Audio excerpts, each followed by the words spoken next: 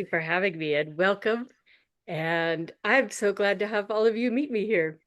This is my playground, and having uh, and we're the laboratory, right, for resilience. And so having a group of people who are focused and skilled and curious is why I do all of this. So I'm really glad to be here. Uh, we are I'd like to actually just start with a request that you have a notebook, if you're able to write, if you're not driving. And because some of the things that, see, even though it's recorded, we're going to be able to uh, follow down some rabbit holes that are actually you. So let's make sure that you're able to trap some things now, uh, or later on if you're finding it. And and ultimately, I think I just want to start by saying that resilience is uh, functionally, in so many ways, resilience is leadership, and leadership is resilience, and responsible leadership is being resilient.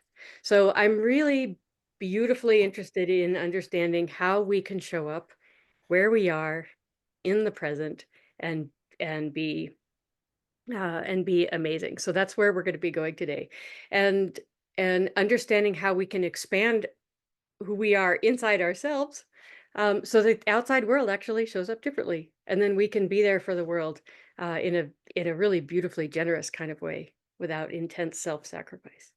So I am here today in Bozeman, Montana, and on the lands of the Ipsalica and the Crow, and among others.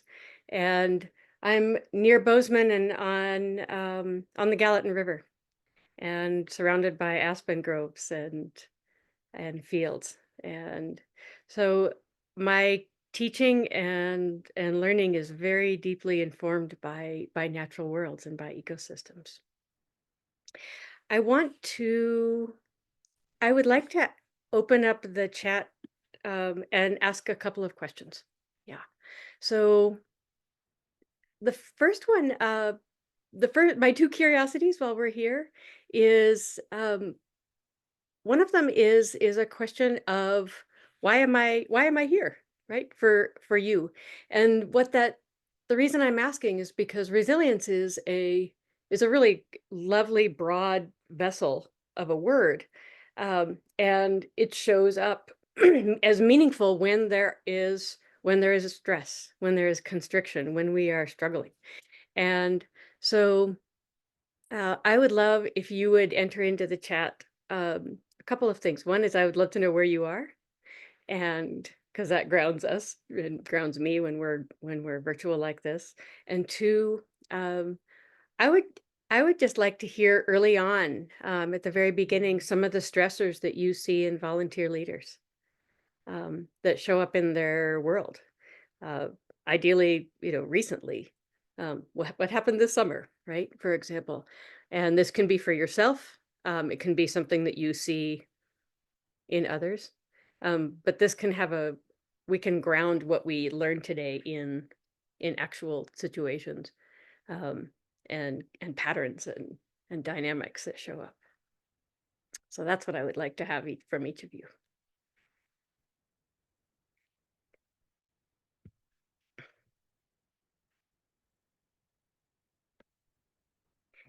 And I can say that I'm here in Montana, but my family came across the country to the Washington coast in the late 1800s. Um, and we're oyster fishermen down in Oyster Bay, and have long roots also in the San Juan Islands. So I still am kind of startled to find myself in the mountains after 25 years here.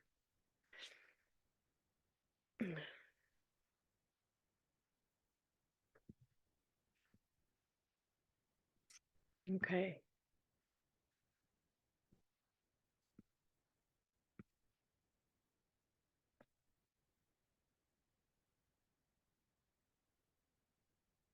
So watching volunteer leaders handle stressful moments Ah, okay. Yeah. So in that case, it's watching other ones be solid, steady, and supportive. Okay, so there's one definition of resilience: being able to be solid and steady and supportive in situations that are stressful. Space. We're going to talk about space. Yeah.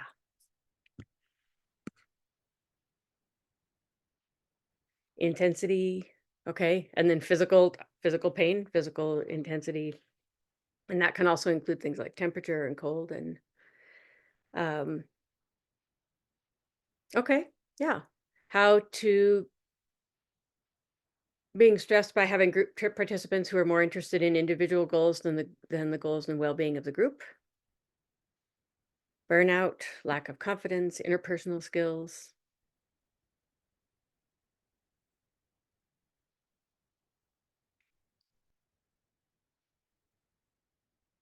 Yeah. Okay. Yeah. And I'm not going to read them all out loud because we all can. But this is really useful for me. So, um,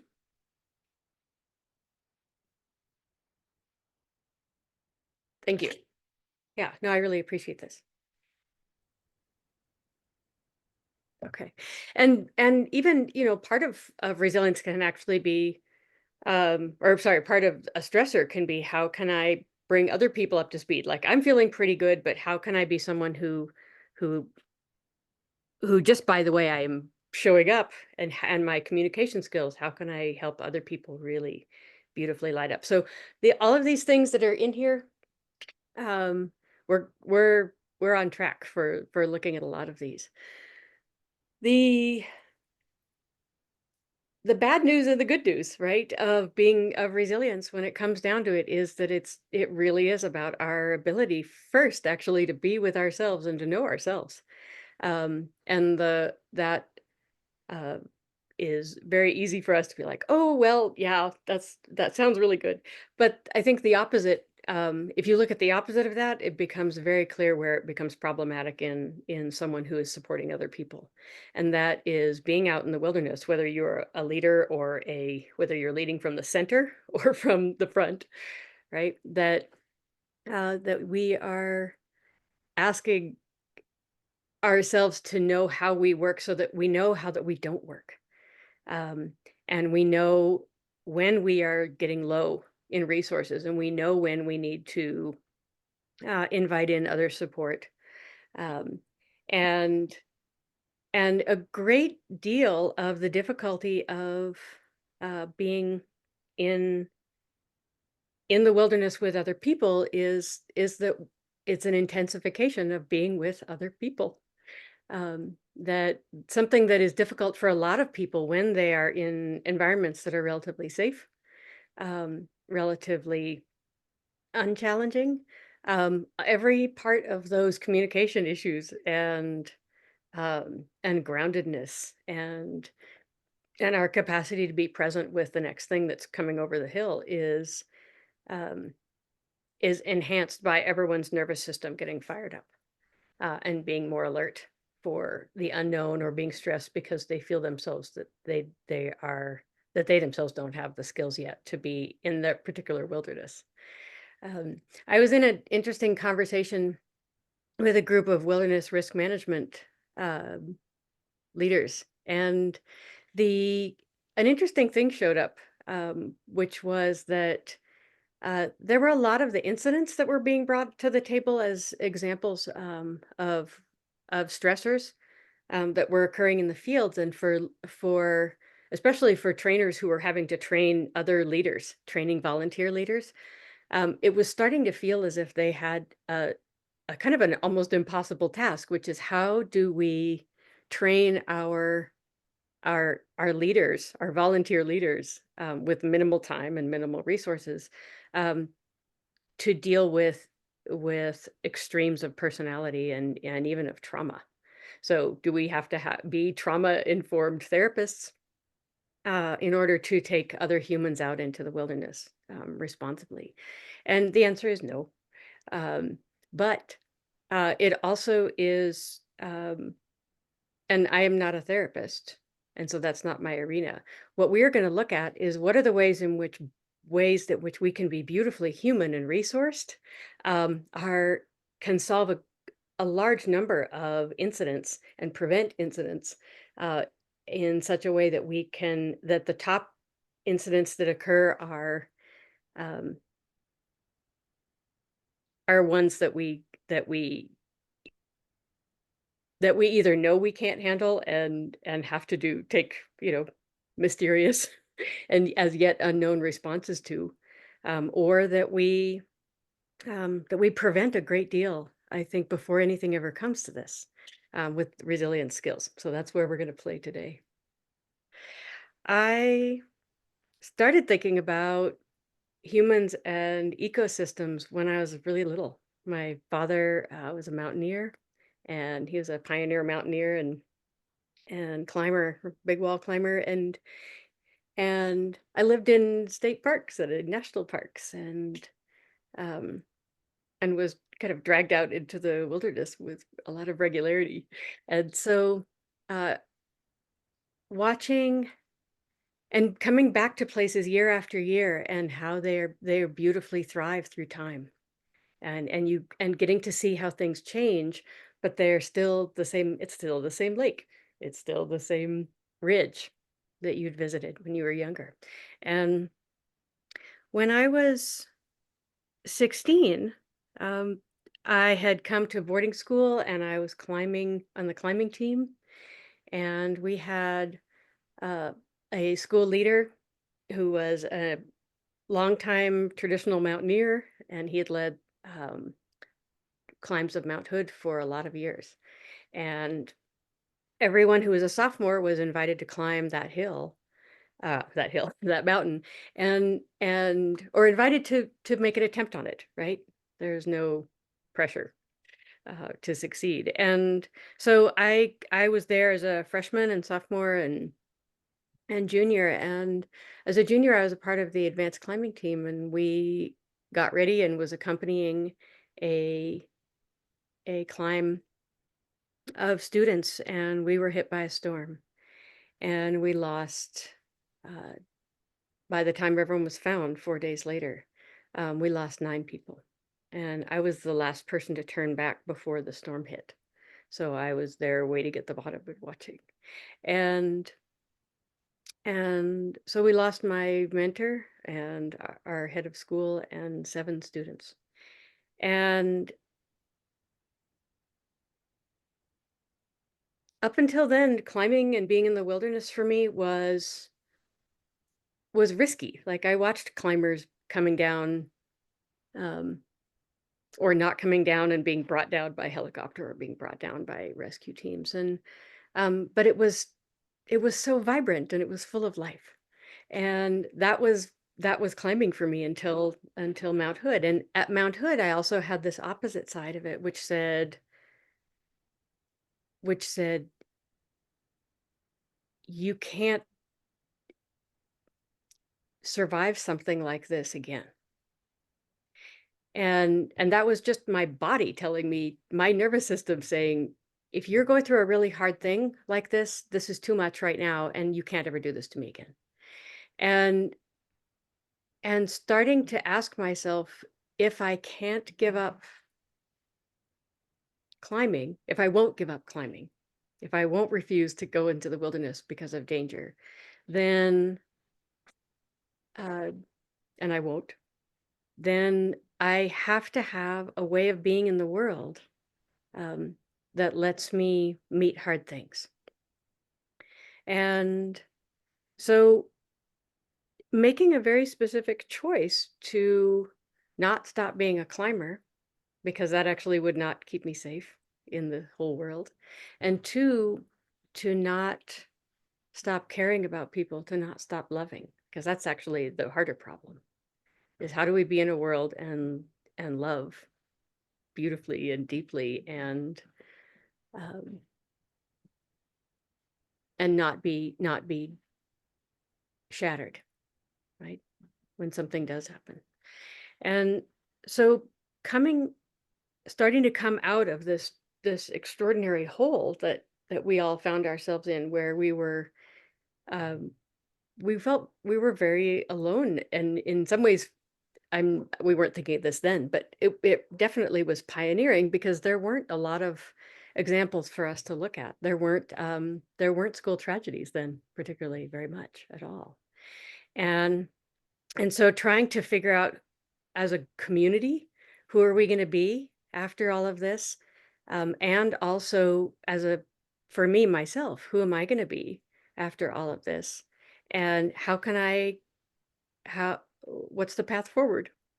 And, and those are the questions that led me to uh, the answer of resilience, which is, in my definition, resilience is the capacity to be with beautiful and hard things, both. To have to be a vessel that doesn't have to reject either one of these, that can be as alive as possible, as much of the time as possible. There's this beautiful Irish curse that says, "May you live every day of your life." Right? And maybe it's a blessing and a curse, both. and and so we here in this group right here, we are ones who persistently extend ourselves out back over the line of what our wilderness is, right? Where are we not in control? Where are we not the strongest thing? Where are we in a place that doesn't care whether we survive or not, right? And so knowing our own boundaries, knowing our own level of capacity at any one time, um, is to me the fundamental and foundational skill that is required for safety. Yeah, safety for ourselves and safety for everyone around us. And so, as I started putting myself back together and coming out of this deep hole that I found myself in because of pain and trauma and all the weirdness that comes after it, right? Lawsuits and media um, and things like that. I was 17 at that point, right? And so 16 when it happened. And at 17, I was graduating from high school, and the world is starting to reach back out, right? And the world is starting to say, "Hey, so do you want to go to college? Do you want to come and take this job? Do you want to take this internship? Do you want to go travel with me?" And and coming out of hard things, you get a point where you're just desperate for normal. And so the impulse as we're recovering from something is to say yes, right? You're like, "Yes, I want to just be who I was before and say yes to all the things that I would say yes to before." And this was problematic because healing and trauma and sorrow and are all have their own calendars and their own timelines, and they're never even a straight line, right? We kind of spiral in and out of well-being as we go along. And I found that I had a very hard time knowing when to say yes and knowing when to say no. When do I have capacity and to say yes and carry through with something? And when can I look at who I am and how well I am, and uh, and with accuracy, right? With the greatest possible accuracy given an uncertain world, be able to say, you know what, I don't think I can commit to that right now. And and so I invented a tool and that we're going to look at tonight. And this tool that I took on was a borrowed experience of that mountain lake. And so there is a lovely analogy that was put forth by Anne Morrow Lindbergh, the pioneer aviator, where she said, you know, humans are really best understood as pitchers, that we are designed to pour out. We have spouts. We are designed to give, we're designed to fix and heal and lead and nurture and invent. And and I was like, yes, this is so true. And she said, so the problem in most cases, is in a lot of cases, it's not a problem that the pitcher is damaged, right? Or maybe it's a little bit damaged. But she said the problem is just that we empty out and we don't have anything left to pour out. And and so there are times when we've each been cracked, right? The bottom of the pitcher is just like gets cracks in the bottom, and we're filling up with resource and life, and we're trying to pour out at the top, and it's all draining out at the bottom at the same time. And that's really problematic. And that's pretty much when we have to stop, take a huge step back and say, okay, let's put some of these pieces back together again and do some repair. Um, and stop trying to pour out as much until that happens. But in many cases, it's not that we are functionally damaged structurally. It's that we are either persistently or for a while emptying out faster than we're filling. And so when I was thinking of myself as a mountain lake and thinking of being full of water, and there are all of these ways that a lake fills up from all the different directions, and it doesn't matter where the water comes from, right? That's going to pour out. So we have water from glaciers up higher, and we have water from rain and precipitation, and we have water from springs, and all of these things can be filling a lake at once. And then when the lake gets full enough, the water just tips down over the edge and goes off down the mountain and feeds other things down the mountain. And so when I ask myself just uh,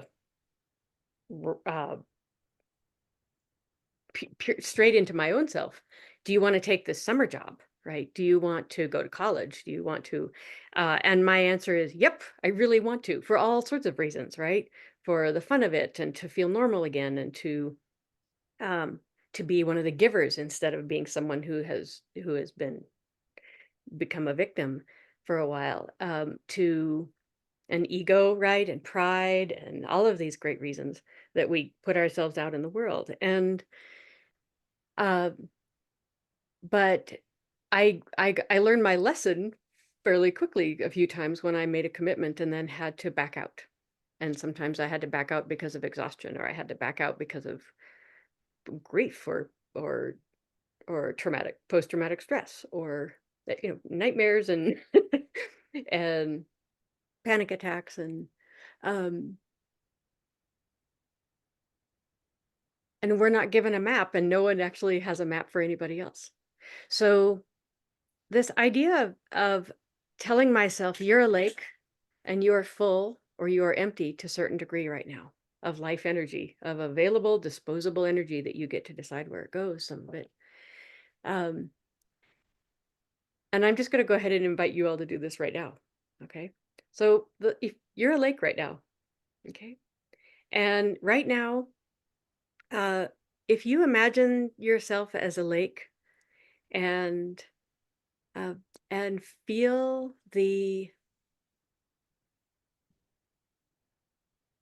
actually, just first go ahead and just picture the most beautiful mountain lake you can, that you've ever seen. When you think of the life that's around it. Think of the water, the way the water moves into it, the way the water moves. I can see one right up here on the screen. Someone has it as their image. And feel yourself as something that exists through time, through millennia, perhaps, right? And there are times when there has been a large amount of water coming in. Yes, Danielle. And when we're so full of resource like that, it really doesn't matter what comes to us next. We're like, I have lots of energy. I slept great last night. I'm really inspired by these projects that I'm in the middle of. Um, I had 4 days on the sound last week, and the problems that come to us are lighter as a result of who we are right then. So the way you know how full you are is you feel into that body feel of whether or not I have extra to give, right? And I like to do this just pretty simply. I might say, "Oh, you know what? Right now, I think I'm half full," right? Or I might say, "I'm three-quarters full," or I'm full and overflowing with energy, right? I'm overflowing with available attention that I can give to the next thing. and it's effortless. It's just all gravity fed right out of me. It doesn't matter what it is, where it's going. And, or I might say, I'm dangerously low, right now. And at this point, you actually don't even really have to have an understanding of why. What you have to know is where you're at. And you can feel the importance of this. For example, let's say that you were, if you're 30 miles back, out away from everybody else, then this becomes a very obvious, important thing for you to know. How much do I have to give? Yeah. So the I'm going to invite you to go ahead and just make a cup, like a side view of a lake, at the top of your page. And just go ahead and draw a line across at your water level, either up high or mid-level or down low. And you can do this a lot. In fact, either using the drawing or not, but mentally or on paper, right? And just know, where am I at right now, and what am I going to need to get through the rest of today or this week, right? So the first question that you can ask once you're awake is, what's my water level? So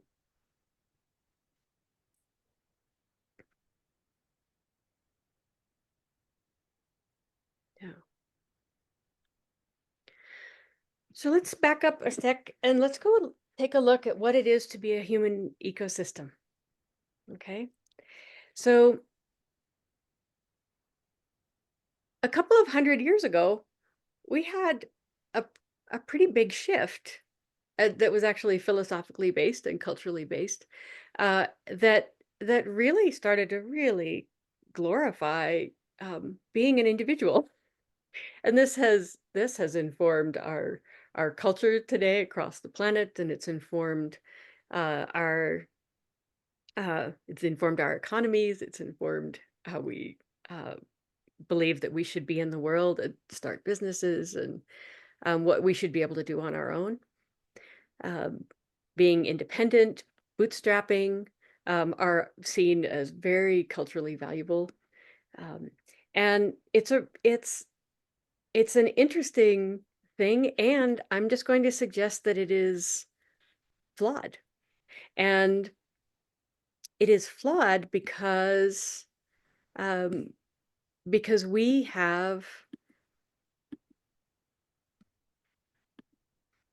n- it has never been true that we are that we are ah, that all we are is what's inside my skin. And the invitation that we have once we are thinking very individually is is sets us up on a very kind of dangerous slope, because the way that we have of saying that I'm an individual and I have needs, and you're an individual and you have needs. And sometimes our needs might move along in sync, but there'll be a number of times when they go against each other. And then it's my job to defend and explain my needs to the rest of the world, because no one else can know what my real needs are, and then no one else can is going to defend them all in the way that, and even just describing this to you just feels kind of exhausting, right? So what I'm offering you here is an alternative. And even though it's true that we each have an enclosure of skin, um, I think it's also equally uh, true to say that even modern system science uh, would say that it's that it's never been true, right? That we are on so many levels. There is a constant exchange of energy, of informational energy, of cellular energy, of um, and we inform by how we show up. We inform someone else's well-being right there.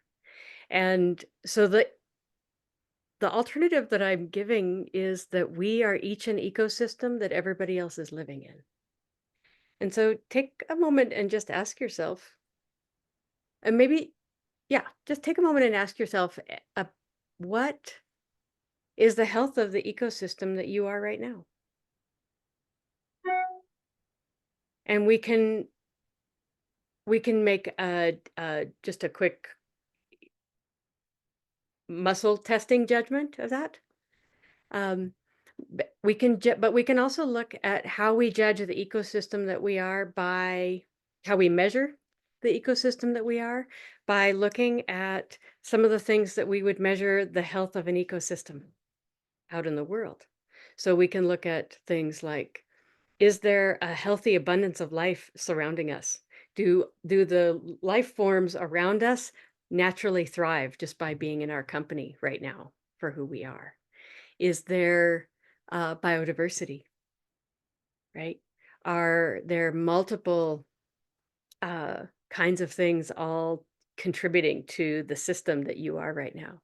So, as an example, I am an ecosystem that right now is uh, has supports coming into it, and I am an ecosystem that is feeding out and supporting family. I have two teenage kids. I have a farm which has 11 different species on it. I have a marriage. I have, I'm a citizen. And so, and I'm a teacher, and I have coaching students, and I have business students, and I have um, people I'm belaying, right? And the way that I am in any one moment is completely informing the next person's life. And it's pouring straight into the ecosystem that they are. I'm feeding their lakes. And so we can start to see how the health of the ecosystem that I am is, in fact, um, something that I can take responsibility for as a beautiful way to feed everything around me. It's the parent that I am, is the health of the ecosystem that I am. So uh, I'd like to break out into, no, actually, I don't want to yet. One second.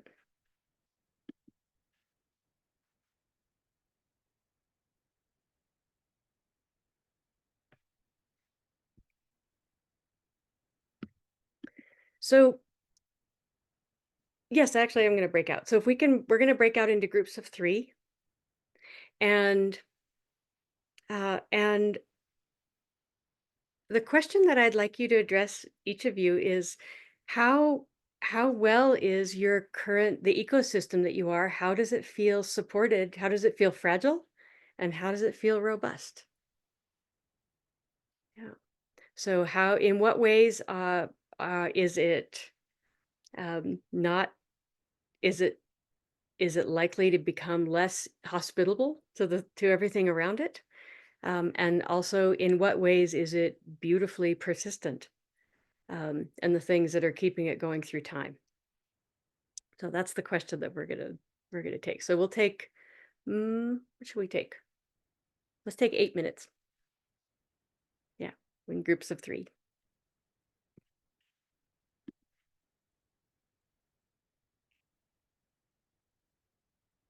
And someone just came in, so if you have her, explain. There's someone who would like to stay unmuted, either an aha or Okay. a surprise or something that showed up when you're thinking of yourself as something else. I would say our group became each other's support group. Yeah. Yeah.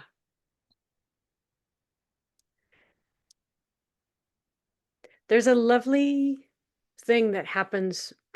So one of the dynamics that shows up in a question like this um, is just this unspoken idea that vulnerability and intimacy are risky, right? And and that sharing that something is wrong is problematic.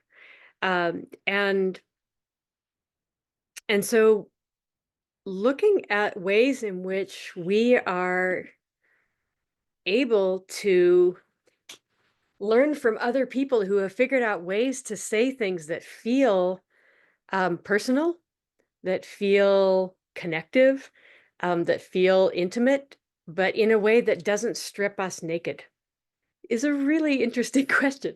So all of everything I have learned all along this whole path has come uh, from throwing myself full body into the hands of curiosity. And curiosity is the opposite of judgment. And so it rescues us from judgment of in our own brains. It rescues us from self-judgment and judgment of others. And it rescues us from the judgment of that what we think other people are thinking about us. Right.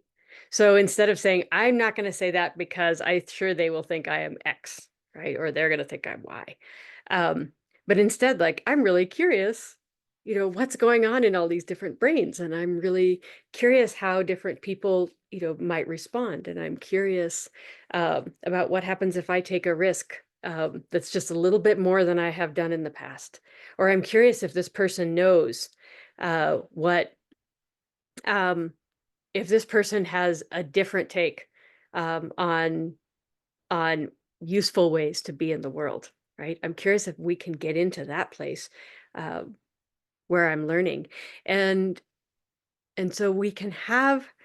Um, I'm going to teach you one actually right now. Uh, this is one of my favorite uh, learnable practices, and uh, it's called unarguable statements.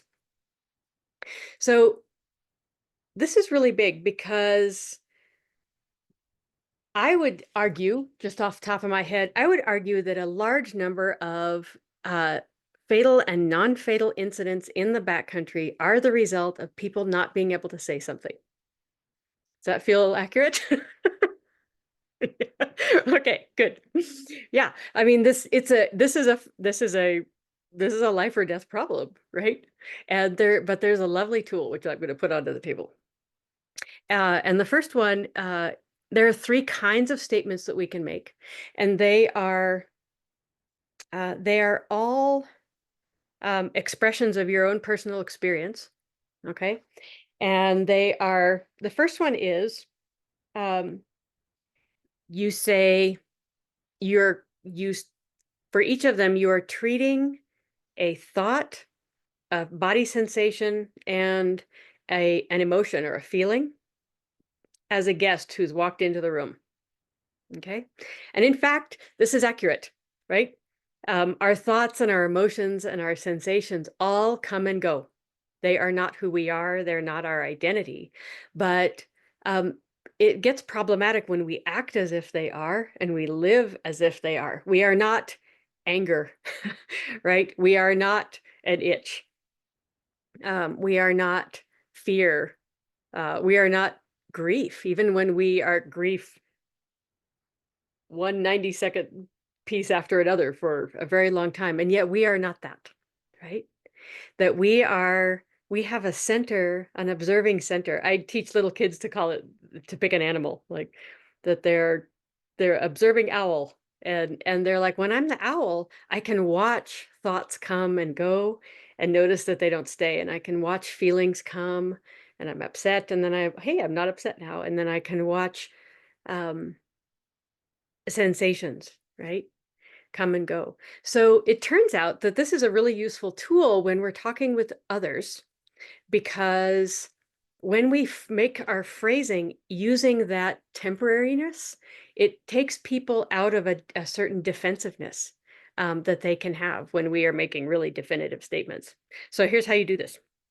The first one is, um, and I will say all of these you'll want to use as neutral a tone as possible. Because the opposite of this, what will make this not work is if you are manipulating, if you're really trying to manipulate an outcome. Okay. What we're trying to do is we're trying to say these things in the same way that we might say, oh, like a cat just walked into our meeting room, just pointing it out, right? There's a cat that came in and we might take action about this, right? But you're not trying to, manipulate anybody at that point. You're just pointing out something that's arrived. All right. So the first one is that you point out a, a a feeling, right, that showed up. Right. You can say, there's some skepticism that shows up here for me, right? Or I felt sadness when that person was using those kinds of language, right? Or you know, even before I got into the room today, there was anger that showed up, um, and and this is very different from planting yourself in and being like, I am furious, right? I am angry. I am, and uh, and very often saying, especially for more stoic people in stoic cultures, expressing emotions actually feels like a weakness from the inside, right? And but interestingly, from the outside, like it actually looks like courage, for someone to say, "This is how I feel," right? Other people are like, "Whoa, did that person just say that?" Right? So the second one is sensation. And I really love this one because it does double work because it really invites us to listen to our bodies. And embodiment is a huge resilience skill. Um, Listening to the messages that our bodies are sending us day in and day out. It's like refusing uh, it's refusing huge amounts of highly informative information that can be affecting how wise our responses are in any one moment. And we have to take it with a grain of salt, and we have to sometimes work to re-engage in relationships with our own, you know, mammal body because trauma messes around in there, and then training culture messes around in there. But I think you can each think of someone who is just beautifully responsive to the messages that their body gives them. And if I'm out in the wilderness being led by someone, I would like to have someone who has that capacity, um, to at least have those kinds of conversations. So, uh, and what this sounds like is, you know what, when that person comes into the room, I like the hair stands up on my neck, right? Or we might say like, after that meeting, like I had a real ball, kind of like a heavy ball in my stomach, right? Or or my neck is really tight, right? Or my palms itch. And it's interesting, it's interesting how even in a culture that really has for, a lot of decades valued what happens above the neck, right? um, we still respect comments like this, and it can beautifully show up as something that's not attacking anybody else, right? You're not saying, "Oh, that person you brought in to talk to our group is untrustworthy," right? Then that person's going to plant a flag and be like, "Well, he's an expert, or whatever." But if instead you have this thought of saying, "The hair stands up on the back of my neck," and we're like, "Oh, you know what? I'm gonna think about that, right? I'm gonna put some weight on that. I'm gonna y- keep that moving forward." So just a simple expression of physical sensation, right? And it's put something on the table. And then the last one is one of my favorites because you say your thought, which is how we talk all the time, right? But you preface it with the phrase, "I'm having the thought that." So I'm having the thought that, or the thought comes to me that, right?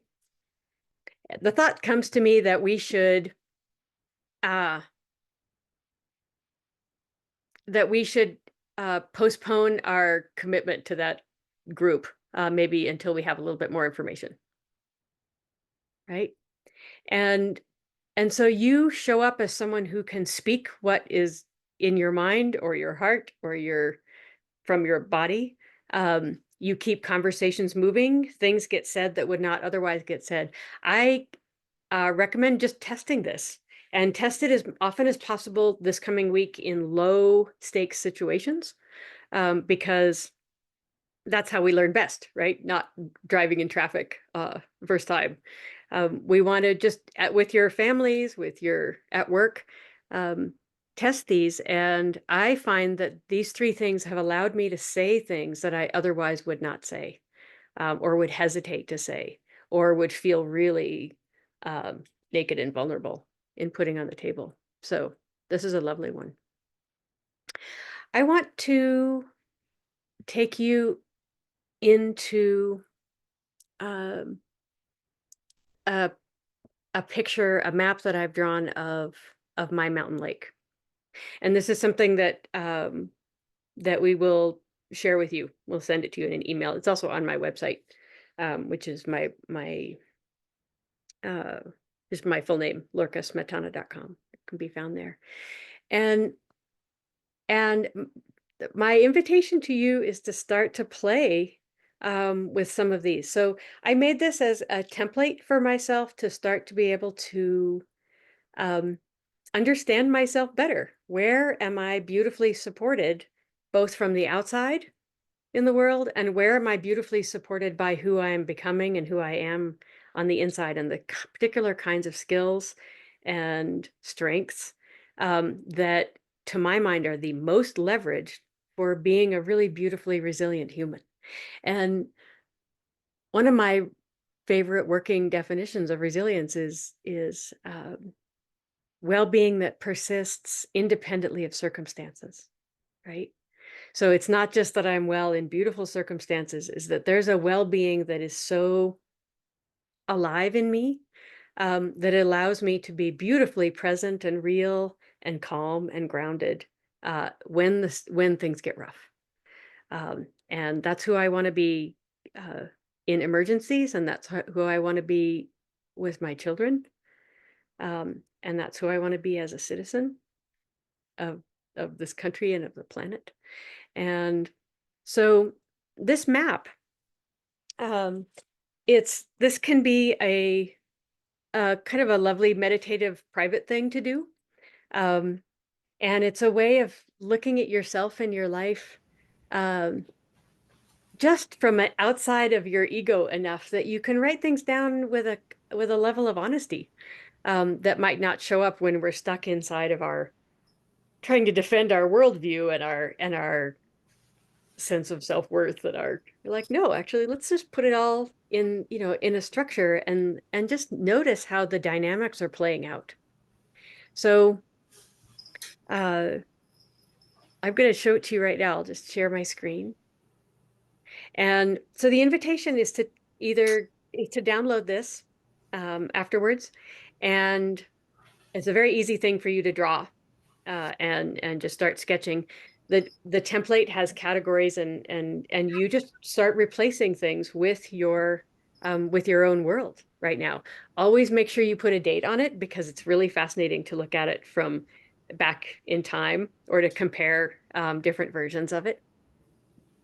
So I'm going to go ahead and pull this up and then share it.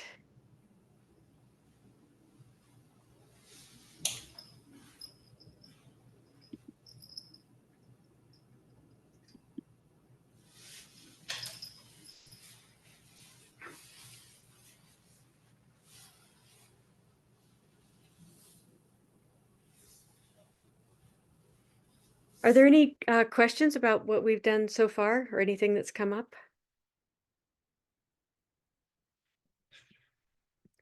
You can either save them or you can ask me.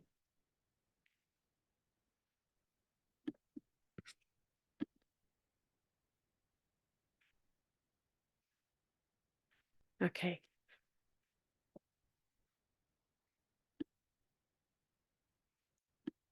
Good, you can see it? Okay. So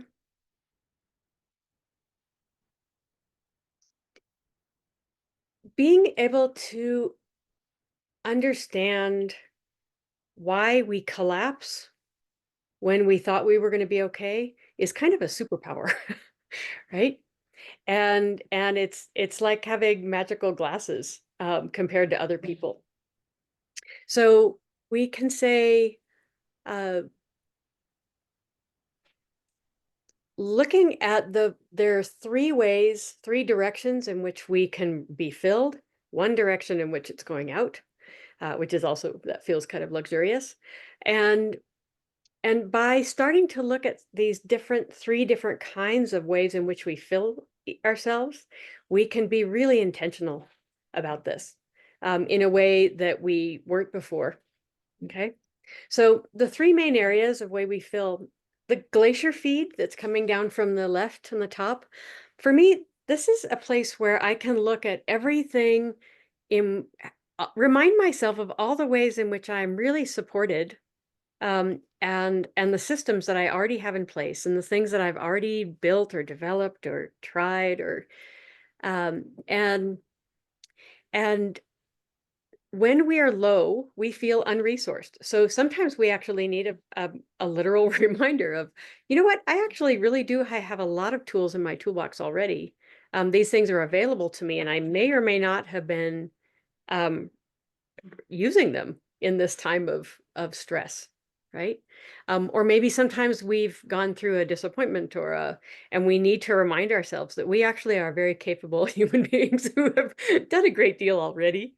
Um, so some of these are pretty obvious, right? We can say, hey, I actually, you know, currently do have a place where I live, and I have quite a bit of experience behind me, and I have this degree or that education or this kind of training, right?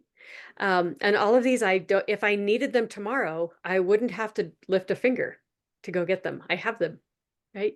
I can just say, oh, done. And we actually don't pat ourselves on the back, with any regularity necessarily. For like, oh, hey, look, I've kind of done a bunch already. Like this is a good show. We can notice and celebrate actual physical health that we have, right? Um, and and be grateful for it, right? I have something that's very likely long COVID, and it's there are days in which I'm really it tapped down and kind of and in pain, and so I can remind myself today, like, hey, this isn't one of those days. Like, this is good. I could actually, I have access to energy today that I wouldn't have on some other days. I have technology. I can teach from anywhere. I have, uh, and I have technology for being a farmer, and I have technology for being a climber, and uh, ways to get places. Design, I really think is worth noticing. How do we actually have, how have we set things up so in ways that are really good design that make our lives easier, that are smart? We get income. We have nutrition. And this isn't an exhaustive list, right? You just really sit and notice mostly, like, what are all the ways in which I am and I have, right? And these can include things like, even things like success or status, or the two there that need a little bit more explanation are counsel and counsel. Counsel is everybody who supports you professionally, right? I have a, a bookkeeper and an accountant, but I also have a, a veterinarian. I have some guy who sells me bees sometimes. Like that, I'm beautifully supported there already. I know who he is and where to find him. Your counsel is your people. It's your inner core of humans, your 2 o'clock in the morning phone calls, but it's also people who are just really informing how you live, right? So it could be people who you read who died a long time ago, or people who have dead. Like, my grandmother's fully on my council because I consult her a lot. I'm like, oh, what would she say to this? I know what she would say, right? Um, so noticing how I'm not alone. Uh, there are writers. Actually, this book here is it's called The Book of Qualities by J. Ruth Gendler. This is probably this little book, and it's probably the book I've assigned and given away and recommended probably more than any other book. Just this lovely, slender little book, and she took human qualities in really gorgeous, surprising ways, and and personified them and treated them as if they were guests who are coming in and out of our lives. Back to that theme of like guests, right? And we can start to get really curious about which guests we are hosting long term and which guests we are setting some boundaries around. So the top section right there, we can ask ourselves, how much are we beautifully being, supported and informed by stuff we didn't even have to do anything for, right? How, where have we been lucky? Where has there just been bounty that has showed up, right? Through gifts or inheritances or favors that someone just showed up and offered, or beauty in the natural world, right? We're having these huge flocks of birds fly overhead right now, and there was a fox yesterday out in the field, and that's a lift. That's an energy source right there. And so I take it, I claim it. I map privilege here too, right? And privilege is I wanted it to be in here, but I'm also just I want to say that that's a toxic rain, right? If we are feeding or relying on that, that destabilizes the mountain. So, but we need to notice where it's showing up and what we're going to do about it. Um, and then down underneath is my favorite and the richest place, right? Because this is stuff that is independent of circumstance. These are human things that we have all the time, and that we can, by being intentional about feeding these four things, we become beautifully not only resilient, but individual. And these are very strong springs historically for humans because they are um, any one of these can fill you to overflowing if you let it. Um, this muscular experience of real compassion, right? Warrior's compassion. Um, and when we have creativity, when we feed creativity and curiosity in ourselves, and it just is not only in in being artistic, but especially also in being uh, problem solvers, right? In being uh, in looking outside the box, in being someone who is an idea generator. I have a resilience game called 10 New Ideas that can change anybody's idea of how creative they are and how inventive they are, and how much they have to offer. So the amazement is there uh, singled out as one of the top four because amazement was my um, I think for me at least, amazement was the opposite of depression. My experience of depression said, I, I mean, aside from just sadness and sorrow, but I am not amazed, and I don't know that I'm ever going to be amazed again. And coming out of that, I started taking amazement very, very seriously and developing a practice of having a real hair trigger for wonder. That you could point anything out to me and I'll just like I'll take it. And so does it mean I'm depression proof? No. But it would have to work a lot harder now to get a toehold than it would have for my old self. Um, and this is hugely important to me. I don't want to go back there. So I want to develop qualities and muscles, resilience muscles in myself that to the best of my ability give me and the people around me that.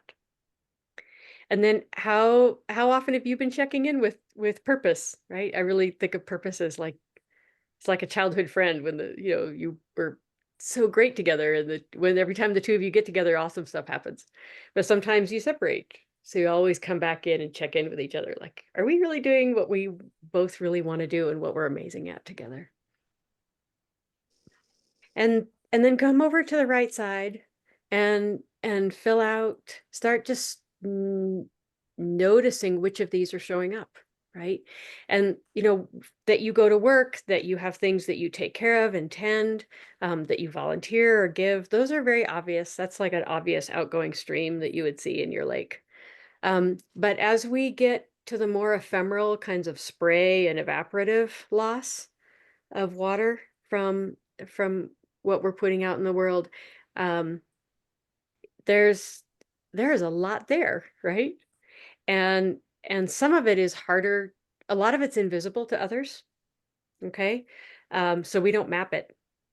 So this is really a huge part of why I made this whole thing to save myself, because I realized if I was accurately mapping everything that was taking energy away from me, then it became obvious why I was getting drained again and again, even after I had healed from grief, right? So so and what if something is out over here, it's there because it's either you are expending energy, you're expending attention, you're expending time, or you are expending um, resources. Any of those things are an outflow from you into the world, right? On any of those fronts. So that's how you know.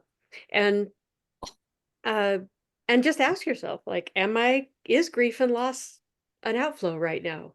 Is worry, cumulative or habitual worry becomes anxiety? That's an outflow. Change is stress. Even good change is stress. Is that a current outflow, right? Oh, I am currently moving to another city. I'm taking a new job. I'm going to get married, whatever it is. Those are all like, that's change. You're like, that's actually extra. I'm pouring out extra because of this change right now. Um, stress injury, uh, trauma. You're like, I have trauma, and it could be old trauma, it could be new trauma, it could be trauma that's getting stirred up right now or that's kind of lying low.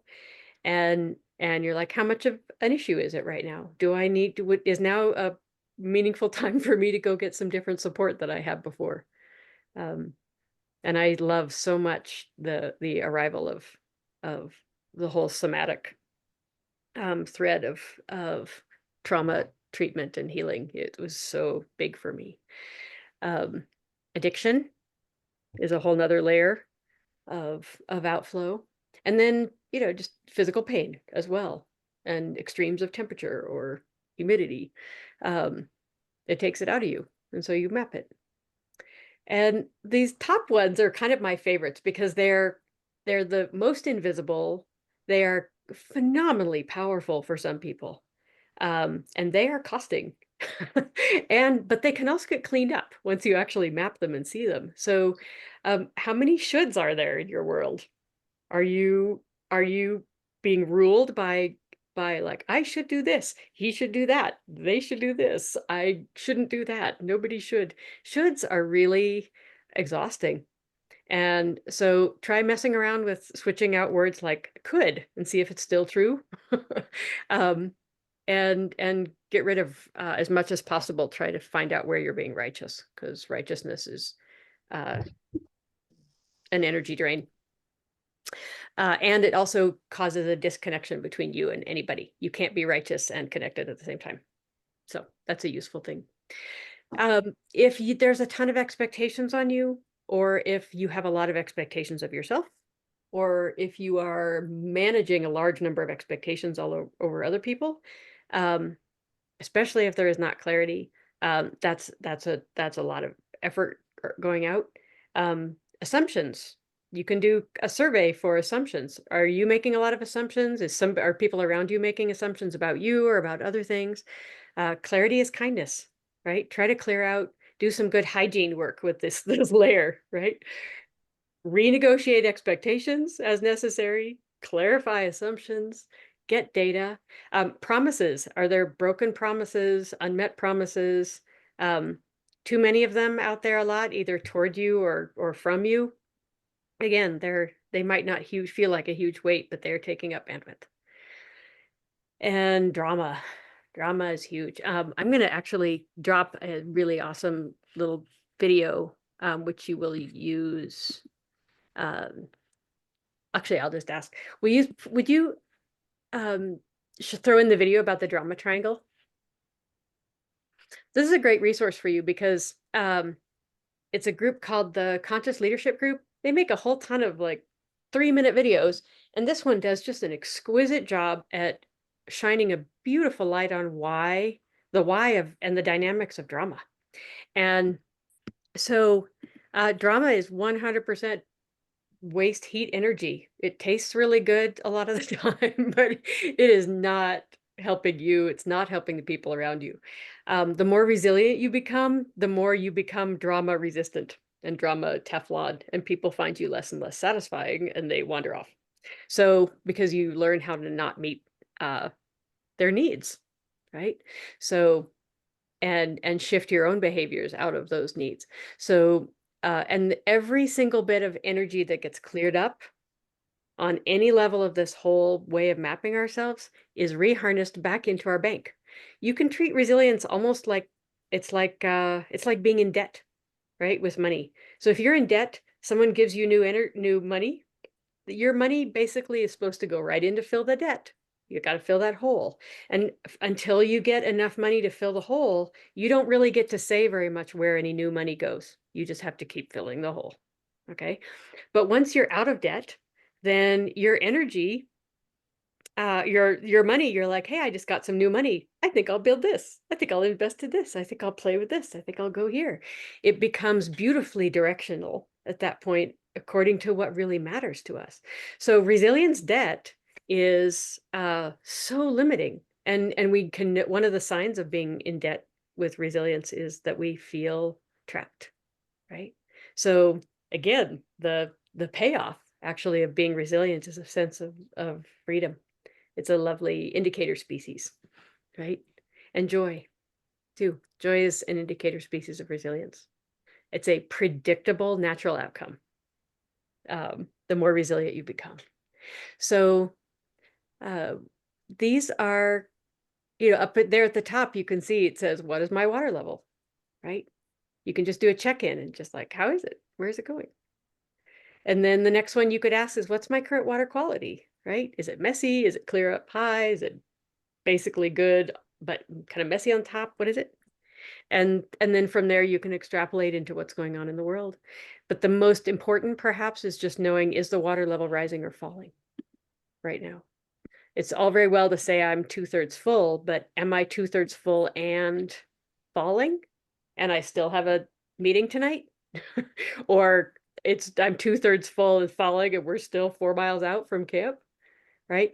Then once you ask that question and you have an honest answer, then you can take steps. You're like, okay, that's problematic. I'm going to go ahead uh, and and adjust now, right? I'm going to adjust by taking a food break. I'm going to adjust by postponing something. I'm going to adjust based on what's real about what I have to give, right? This is fiscal responsibility in the arena of human aliveness and energy. Right? And when we are alive and know our current levels, then we make wise and beautiful decisions. And when we are not, it is predictable that we will do this less and less. And we can encourage this in everyone around us. And we can use these kinds of analogies, either very specifically, because they have these kinds of ways, but even casually, right? We can ask someone, what's your water level right now? And they have an ability to answer that is different than if we say, how are you? And this showed up really interestingly when I was teaching um, I did a training of this with a fire station. And I was talking with the chief afterwards, and he said, it's really interesting. He said, we've had a byproduct of the training, which is not just that people have a better sense of how much they've got to give and how they manage all of those things now that they can see it and know it and feel it. But he said, before, it's such a stoic culture here that I would ask a firefighter how he was doing, and he or she would say, doing good, like doing the work, showed up. And and if and the conversation's over, right? There's nothing more to say once someone tells you they're good. And so he said, but now he could say, how's it going? How's your water level? And there was just enough distance from pride and ego that he could say, water level's like, it's getting a little low, getting a little lower than I'd like. And then the conversation could continue, right? And he could say, what do you think you need? What's going on? How can we support you? In however words they were using. And so I find that it does this with communities who have even the simplest lake model to operate from, right? Even without mapping out all of this. But now that you know this with your people, right, whether it's your children or because you have a group out in the backcountry with you, um, you they might you might be able to validate um, energy levels with them just from having an understanding of how we actually really work as humans, right? Um, and saying, that actually is probably taking quite a bit out of you, right? That thing that happened, in your family before you got up here, right? And so that's probably going to be, taking away some of your attention and your energy, right? And some of your focus. And how can we support this? How can we do this?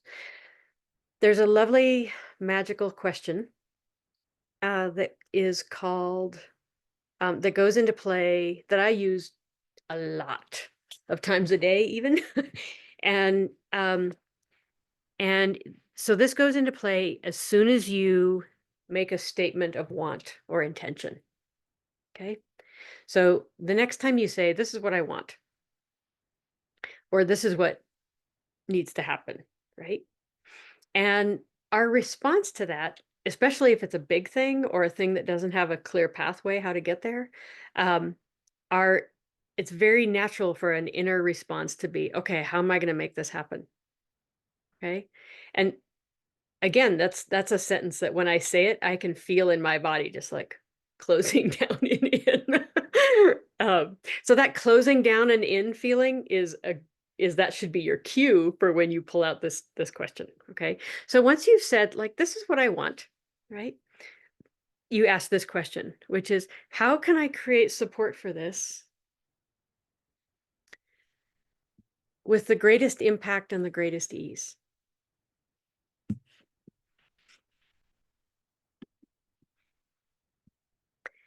And you can even make a chart of this, like a square chart, right? 4 blocks. And the lovely thing about this is if you unpack that just slightly, making something happen is force. And I use almost zero force in teaching everything resilience because it's not good design. It's not good human design for the tools that we need to be growing. And ultimately there's a very large amount in the world that we can't make people do, but we can trout tickle them in to doing things. And so doing something, asking how can we create support for this with the greatest ease, it takes it takes the idea of force out. It also takes the idea that you have to be alone to do the thing, right? So if you're saying, okay, I want to get this group to like straighten up and take our situation seriously, right? Instead of saying, how am I going to make that happen? You can kind of see where that could go. But you could also say, okay, we need a sense of group here, right? How can we create support for this with the greatest impact and the greatest ease? And so I'm going to just invite you to think of any, you know, stressor right now, any situation or anything that you would love to see in place. And moving towards it, if you just imagine a chart or draw two axes of ease and impact, you can see right away that there is a square that has things that are hard and low impact. And we will do some of them if we're not aware of the possibilities. So we can eliminate that group right away, right? And then we can look at the opposite corner, which are things that are high ease, high impact, and we should do those right away, right? Beautiful impact and low cost. And then the other two depend completely on your how high your water level is, right? So if you have a full lake, right, and there are things that are low ease but high impact, and you are full of resource, great, do them, right? They're hard, and the impact will be there, and you have it to give, right? But if there are things that are easy and low and lower impact, those might also be valuable if that's all the energy that you've got. So, uh, and it's a lovely way to phrase to other people as well. I find other people really respond to that really beautifully, And when we put that out in the world, they come up with ideas that are high impact and high ease that we haven't even thought of ourselves. So we're wrapping up with the official part of this, and uh, and this is a lot, um, but I wanted to lay it on the table to allow your mind to start playing with, right?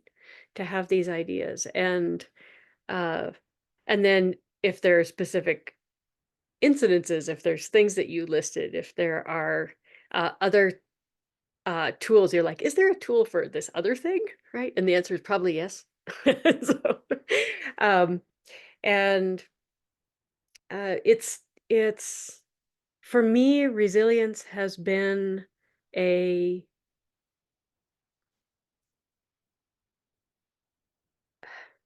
I don't know exactly how to say it. It has been, well, I'll start by saying it's saved my life, right? Um, it has given me a way to persistently return bravely into the world. It has given me a way to persistently nourish the lake that I am so that I have the luxury of persistently being a giver, which is what's we want, right? We want to give. And it has given me the important part of a beautiful illustration of why I want to clean up my own messes or get my trauma supported in healing so that it doesn't inform the water that's going out into the world, right? That I can know through time that the water that's going out into the world is as mineral rich and clean and individual and as possible, and that it's going out into a world that needs that. And we have tiny brains compared to what there is to comprehend. We've been given an impossible assignment of being human on this planet. And and part of that for me is admitting and knowing that I cannot and will not ever be able to predict the hard thing that I need to be with next. And there are traumas that are bigger than me and they can take me down still, right?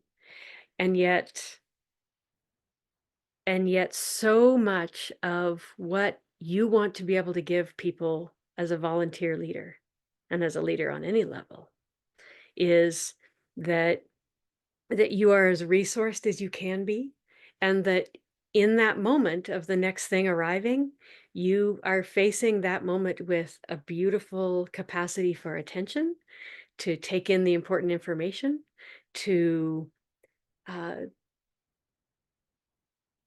to be full of life and not distracted by things that don't actually really matter that much.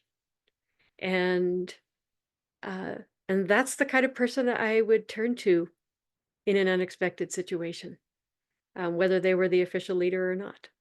And and I can notice that when I am this, and when I am modeling this, and when I am being this more and more, that the natural outcome is that the people around me are also more and more resilient.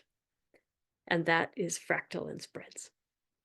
So this is an elegant design that we invite ourselves into.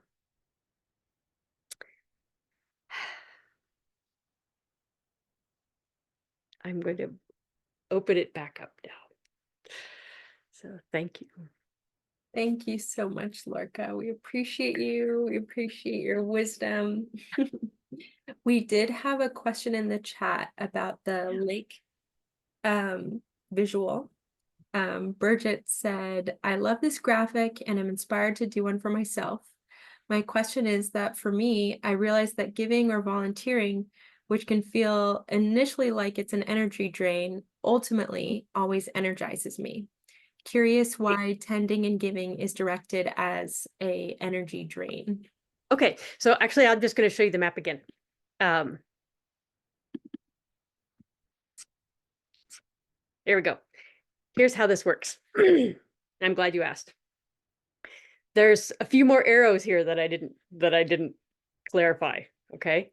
So this water that comes out is going, some of it's disappearing into the ether, right? And it doesn't disappear, but it's going to be a long time for a lake before it's actually accessible again. So functionally it disappears. However, these arrows down below here, this is what you're talking about, okay? That at its best, the ways in which we are giving out into the world are feeding back into our own reservoirs as well. Both are happening, okay? So this is the golden thing right here. That's the magic. And so we want to actually design for as much of that as possible. So if you're being offered 2 jobs and one of them feeds back into your reservoir and the other one doesn't, you know which one to take if you're designing for being beautifully resilient. Yeah. And the where it says self-honoring, I'll just say something about that too. I found myself really kind of twitchy during the pandemic when there were so many articles about self-care. So I'm going to give you an alternative to that that's better. The self-care obviously is important, but the problem, it becomes a problem when it becomes prescriptive, right? And a lot of those articles were like, you should be good at self-care.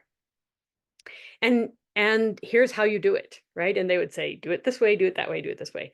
And the problem is if we don't get really curious about how we are beautifully nourished, right? Whether it's being out in the wilderness or whether it's any one of these things down here, or it's because we have really in beautiful touch with our council, or because we're eating food right off of the land, or all of these different ways in which really fill our cup really beautifully and richly, then we end up doing other people's ways of refilling and we quit doing them because they don't work very well. And then we call ourselves bad at self-care. So we're being judgy and failing and have a longer to-do list that we're not completing. That's bad design. I felt really bad. So instead of saying self-care, I switched the word to self-honoring and honoring in general, right? Am I honoring everything, right? Honor is can be a beautiful frame, right? Am I honoring the if I'm harvesting food from my farm, am I honoring that food, right? Am I treating it beautifully and with respect and making it into lovely things and really appreciating it? Am I honoring the trust put in me as a spouse, as a teacher, right? So but self-honoring, what we do is, in fact, in any honoring, but here's what you do. In order to be beautifully self-honoring, you ask this question, which is, what is my real need? What is my real need right now? What is my true need? And just be quiet for a minute and a voice will show up, right? And the voice will say, I need to go be alone for the next 5 minutes. I need to not answer that question. I need to call my sister tonight. I need to be in the water, right? I need to clarify this thing with this person. And when you meet your true needs, you both are beautifully honoring yourself. Some of that can look like boundaries. But some of it could look like expressing yourself, right? And so for me, self-honoring, that's beaver dam work. Yeah, beavers come in, you're like, I need to call in some beavers, and they build up and let you relook at where you're pouring out and say, do I have the bandwidth to pour out this much right now? Right? And so maybe I need to pull in temporarily, reorganize, and then I can give out again abundantly as the water goes up. The burnout line is a really important thing to know when you're at it, right? And sometimes people come to me because they're getting close, and other times people come because they're already over it and they don't even know how they got there. And it's because they don't even know how much they're pouring out all the time. They're like, oh, I didn't map in, some of this stuff. Like, yeah, no, it's obvious why you're exhausted, honey. So acknowledging the burnout line, acknowledging that once we get there, we can't pretend anymore that we're not, right? And that below that line, every part of your whole life is suffering. It's not just one part. Your health is being affected, your relationships are being affected, um, your morale, your income, your productivity, your creativity, everything. And so once you go below that line, you have to take action. You say no further damage on some level, right? Um, hold back on any big decisions. That's what I meant by curate big decisions. We don't make great decisions from down there. So, do what you need to do to get safer. But notice big impulses, write them down, and then go down to the third step, and all you do is raise the water level. And once you're above the water level, you can go back and see what you want to build from there. Yeah. Does that answer what you were wondering about, how it can be both?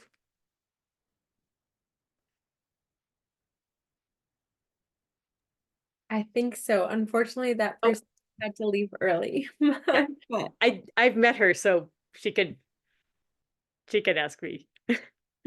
Yeah, and it's, this asking ourselves, where it's possible there are win-win situations, is a hugely resilient habit. Yeah. Where can I fill multiple levels of well-being? But I would just invite you to think about who looks to you, right? And for a moment here, go ahead and just feel how when you're full, how you show up for them. Whether it's the group that you're taking out, or family members, or the farm you're taking care of, or the people you're going to meet, in town or on your next trip. That's And now feel in your body what that feels like. Do you remember? I mean, just feel that richness. It's a wealth. Yeah. And I'm not going to invite you into the opposite one, but I want you to know what both of those feel like in your body, so that you can start really titrating towards being one, being fuller more of the time, just reflexively. Yeah. I feel that, and I think we had it in our discussion group a little bit, that it is, I mean, for me, it is the yin and yang, it's not like my water level is going down on all levels, I mean, I love your graph. It's beautiful. It's inspiring. And thinking about that in that way, and then to my own personal life, it is, I cannot really say that my water level is at burnout. I mean, like, maybe I'm lucky that way. I don't know, but I feel like I have, from all different walks of my life, yes, it's not always high or always low. It's No. one is high and one is low, and so I feel like for me, it's more yin and yang versus like Yeah. rise and how high is my water level? It's like, Yeah. where does I need help, or where does I need attention? Where does I need more, where do I need more care, self-care, Yeah. or like volunteering, educating other people, which is care too, it was, but in a different way. So that's how. Yeah. I think I might clarify, this might address that a little bit. So for me, all of these pieces, right? Sometimes some one piece might be hugely important in one part of my life, and then 5 years later, it's not that important to me. I find the more full it is, the more independently, there's like a beautiful, intelligent redundancy. I'm less dependent on any one of them to be in place for me to be okay. So if I have life energy, and I do really want to be clear that the water is not happiness. And the way I know that is because, for example, I've experienced since times when I have had grief come to me again. And so I'm not happy, right? I feel deep sorrow. And but at the same time, the times when I meet grief from depletion, I can't give grief what it needs.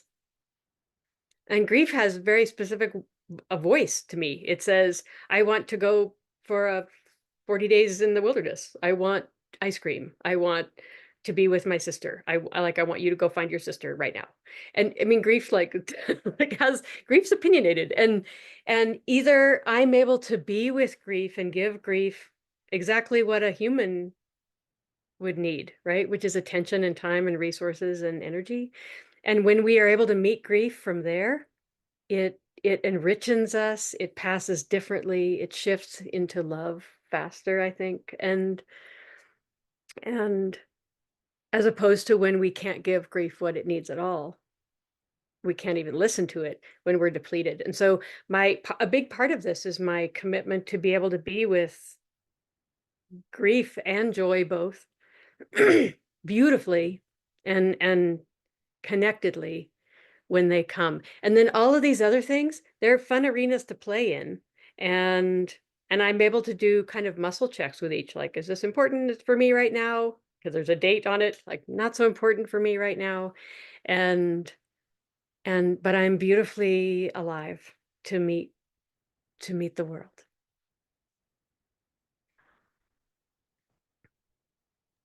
It was very beautifully said. Thank you. Thank you. Yeah.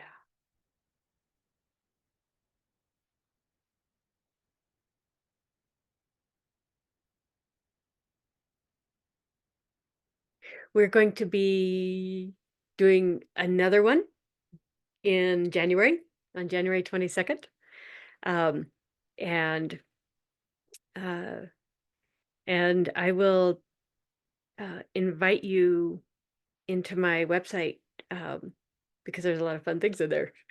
But there's a section of resources that has articles and talks and writings, and then I'm also on Instagram, although a lot of that's mostly farm animals. Not entirely, but when there's baby animals, they show up there. I have a farm because I know myself well enough to know that being with my animals and on land lets me be with hard things for much longer than I would have otherwise. I work with people who are in loss and grief and stress and struggle and pain, and I work with prisons, and I work with and I know myself, and I know that if I come home to a farm, then I'll be here much longer. So we need to each find sometimes even little surprising things, and they allow us to be in the world. Yeah. Thank you, Deanna.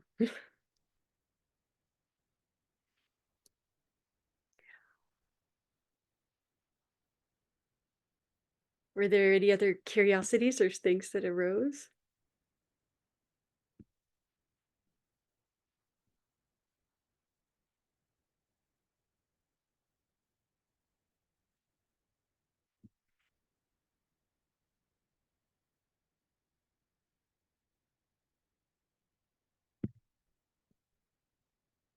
I'm just taking a look here.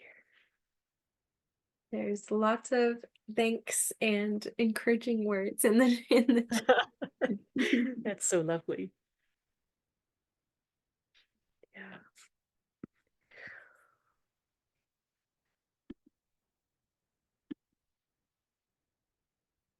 Ultimately,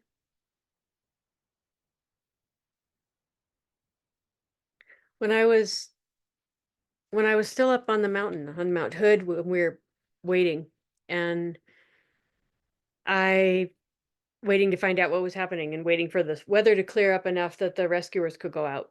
And so there were over 400 people who ended up being on the mountain searching and doing logistics. And people came in from all over the whole region. And so I found myself in this very hot room full of mountain rescuers and team leaders, and for a debriefing. And at the very end, the head said, he said, this is what we know right now, and we will meet again in the morning, and he said, we need you well so that we can bring them back safe. Or I think he just said, so we can bring them back. We need you well so we can bring them back. And ultimately of the ones they brought back, only 2 of them were they able to bring back to temperature and to life. But I never forgot that. And I think it's equally true right now for in the smallest and the largest situations. And that's my mandate. We need you well. And each of you is so unique. And each of you is so perfectly suited to the things that you're reaching into more and more. We get better and better at that. And there is enough hard things in the world that it is a deep gift for us to take this on, to be well, to do the unique work that we are doing. So I think if I was going to leave with something, it would be you matter. And when I do something like this, I feel a lot of love. Yeah. I have a question to you. What was more difficult for you at the time, the actual tragedy Yeah. or the aftermath of the tragedy? That's an interesting question because the actual tragedy was mind-bending. Right? I mean, it's hard to lose one person. and then to have it followed by all the follow-up and the media and the visibility that we were all, had lights shined on us, and then having lights shined on the school and the investigations of the actual accident itself. And some of the investigators who came in, fortunately for me personally, were climbing partners and friends of my father. So I immediately felt supported and real there. And I will say that the community that I was in, this is hugely important. The community that I was in had done its homework. It done its pre-work in that there was a large amount of trust and love that had been built over years. And so I'm very aware of that. Like when we in community build trust and love in our community, when there's a fire, when there's a earthquake, when there's a large community accident like we had, right? Then that is wealth. So build it now, well, because it's harder to build it in those moments, and I never forget how loved I was through all of that. So that actually feels very, I hold those 2 experiences very closely together. The grief and the shock and the love all were very melded for me. And which is how it should be, right? For optimal moving through hard things. Yeah, that's very good design. The aftermath showed up on 2 levels. One was the things that happened afterwards. Even like years later, sometimes there would be someone who would just pop out of the woodwork and say, I want to do a made for TV movie about you, and I want to interview you. And sometimes I'd have to I actually had to hide. Sometimes I had to have friends and family take me away and hide me for like a month or 2, and where nobody knew where I was, and that was hard. I would just say this, that I watched hundreds of people respond to an incident. That's a really interesting test group, right? And that in many ways was the birth of all of this. It was the genesis, because I was watching people choose different coping mechanisms moving forward. And some of them to me instantly seemed problematic. I was like, that person is going to keep suffering for longer. And there were very specific examples of people who chose hatred and fury and blame. And I'm like, okay, I mean, it's valid and it's human and it's real. And it's like, there are reasons. And yet, like, you're going to have a harder row to hoe. And there were other people who chose the opposite. And so I think what can get really interesting is as we are moving through any aftermath, that we can ask ourselves, are we choosing a number of ways that add health and light and space into who we are? And we're always going to choose some of the other ones that are less wise. But those ways have more side costs, and we're going to be the more we choose those things, which are very understandable things, right? Things like numbing and and hiding and distraction and blind spots, you know, but also, attack and blame. And those will have costs and they can become habits. And then you have a whole bunch of extra work in order to become resilient again. You have to recover from the habits as much as from the grief. Right. That was really interesting. And I did it too, right? And I watched myself like, okay, all right, now you got to dig yourself out of the second hole. Yeah. Yeah. I think it was interesting because I was in a situation not long ago, and not as dramatic as yours, but dramatic. And for me, the incident itself, luckily, did not leave any trauma, but the aftermath for sure. And I was not prepared for that. I mean, again, our community is very tight knit, and same like you, lucky that we have support and everything, or had support, still have support. But the aftermath, oh my God, I was not prepared for, the press. I mean, the press is like, I mean, they want, their story. They didn't want our stories, or like they Mhm. wanted their story, Yeah. and I, was immediately like, I'm not talking, I will never go, because they don't care about you, and that was for me way more traumatic, the aftermath, than the actual incident, Mhm. and that's why I ask you, because No, I mean, that's its own beast, right? I mean, yeah. And the, when I came out to do a TED Talk, I hadn't been planning on doing it. But it was the thing that tipped me over the edge. And it was really funny. I think it was like the day before the deadline to apply. And there was another school shooting. And I looked at that and I thought, you know what? I don't think people get the length of the impact of a school tragedy, right?